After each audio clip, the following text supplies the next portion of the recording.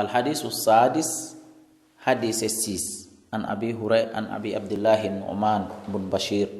رضي الله عنهما يلا يلب قال سمعت من رسول الله صلى الله عليه وسلم يقول مماك إن الحلال عندك دقيكم بين هنا لابي وإن الحرام عندك حرمكم قد بين هنا لابي لابنا وبينهما نحكم ديدو بيجي ديدي أمور في كيجي مشتبهات جلبودي أريد أجيبي دون دون دقي كانوا حرم دين دون لا يعلمهن عند كثير كدودي من الناس مردين فمن اتقى كلا رنتي دو الشبهات جلبودي دين أنه هو دكارين دو دقي كانوا حرم كلا بوتي دو دون إفيتي فقد استبرأ عليكم دي أن داندي لدينه دين مكو كام وعرضه يتدون المكو waman waga kala yan do fi shubuhati e jibayeji din inni ahadun do yandi bami anda sino dagi ma sino harmi mi huway mami wolay mami nyamay waga haray o yari o yani fil haram ender ko harmi o do ngandino way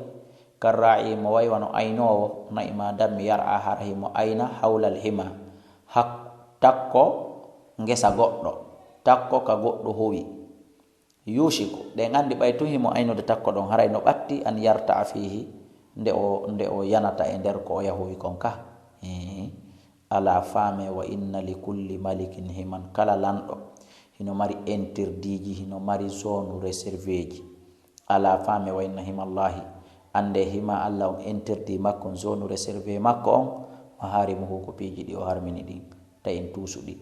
ala fame wa inna fil jasadi no e ɓanndu ndum mudghatan hoyre ida salahat sinde moƴƴi salahal jasadu kulluhu ɓanndu ndum fof moƴƴayi